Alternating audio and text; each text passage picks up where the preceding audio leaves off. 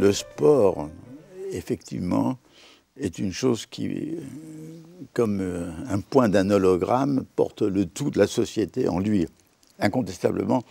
Mais il porte sa singularité en lui. Sa singularité, je le répète, c'est le jeu. Tant que le jeu demeure, quand le jeu ne dégénère pas, c'est le jeu. La démocratie, c'est un système qui se nourrit d'antagonisme, d'antagonisme d'idées, d'antagonisme d'opinions. Mais tant que cet antagonisme ne dégénère pas en coups et blessures et en coups d'État, la démocratie ne peut fonctionner que parce qu'elle se nourrit de ces antagonismes. Donc, le vrai problème, c'est quelles sont les règles qui permettent aux antagonismes de s'exprimer, conflits d'idées, conflits d'opinions, conflits politiques, sans que ça devienne des antagonismes physiques et de coups. Le sport, qui est un élément profondément physique, puisque c'est le corps qui est en jeu, ne se dégrade très rarement en coups.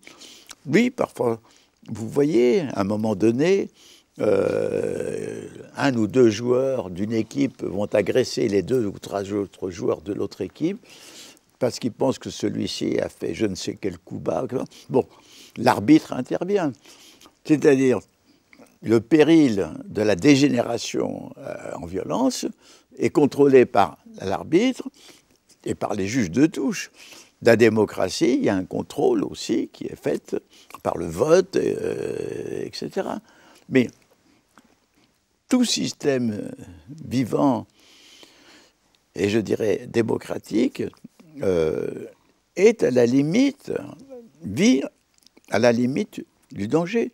Du reste, la démocratie manque du système qui lui permettrait d'empêcher un parti totalitaire arrivant légalement, ayant légalement la majorité aux élections, de prendre le pouvoir, phénomène qui est arrivé en Allemagne. Bon. Donc, c'est vrai, nous sommes dans un monde où la violence s'accroît, où la violence délirante s'accroît, et quand même, c'est curieux que dans ce monde-là, le monde du sport ne soit pas tellement entraîné, qu'on ne lance pas des bombes dans le stade ou dans les tribunes, enfin, qu'on ne voit pas tous ces phénomènes que l'on voit dès qu'il s'agit de conflits politiques, sociaux, nationaux, ethniques et religieux. Actuellement, c'est beaucoup plus violent ce qui se passe entre les religions que ce qui se passe entre des équipes.